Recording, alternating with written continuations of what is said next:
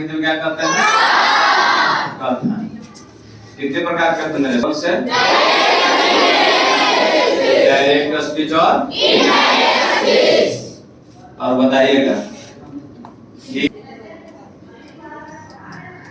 I am it, ये किस तरह का स्पीच है? बताओ स्पीच।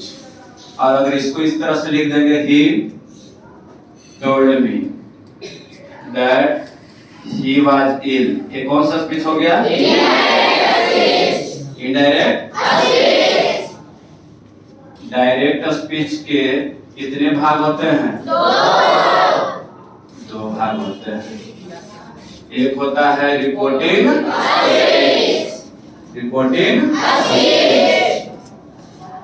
और दूसरा के नाम बाबू अब रिपोर्टिंग स्पीच के में क्या क्या होता है? रिपोर्टिंग सब्जेक्ट, रिपोर्टिंग सब्जेक्ट, और उसके बाद क्या है? रिपोर्टिंग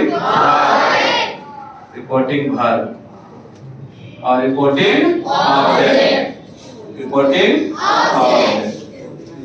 आप बताइएगा, इसमें एग्जांपल दे रहे हैं, इसमें बताना कौन सब्जेक्ट है कौन ऑब्जेक्ट है। Radha said to Gita I am your sister.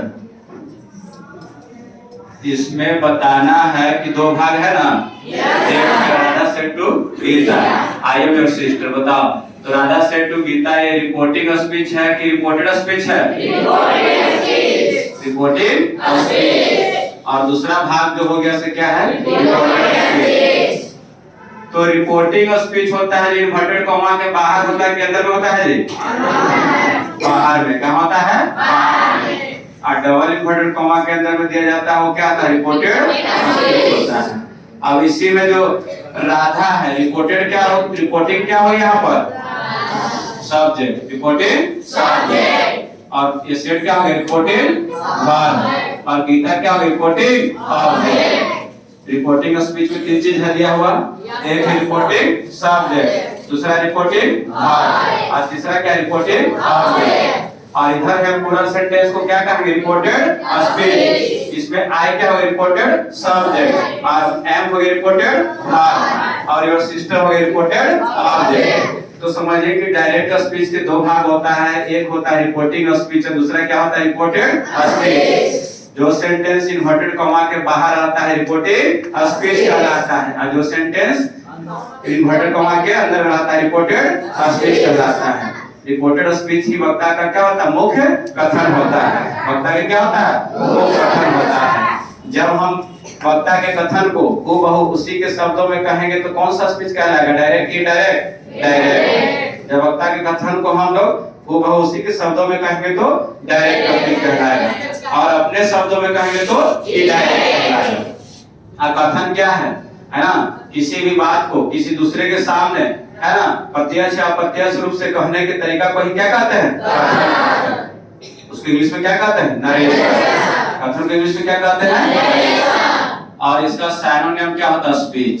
Narration का सिनोनिम क्या होता है बाबू? स्पीच। सिनोनिम क्या होता है? स्पीच, है ना? और नरेशन शब्द किससे बना है? नरेट से। नरेशन शब्द किससे बना है? नरेशन नरेट से बना है। नरेट क्या है? वर्ब है। नरेट क्या है?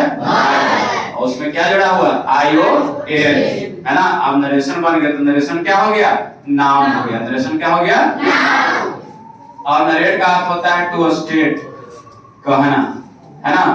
या टू एसर्ट, स्टेट या एसर्ट, कहना। कहने से बनता है कथन, कहने से बनता है कथन। समझ में आ गया कथन? कितने तरह के नरेशन होते हैं? दो। डायरेक्ट और इनडायरेक्ट। डायरेक्ट स्पीच के कितने भाग होते हैं? दो। पहला का रिपोर्टेड स्पीच और दूसरा रिपोर्टेड स्पीच। इन्वर्टेड कॉमा के बाहर में सेंटेंस रहता है वो क्या कहलाता है? Reported speech. इन्वर्टेड कॉमा के अंदर में जो सेंटेंस रहता है क्या कहलाता है? Reported speech.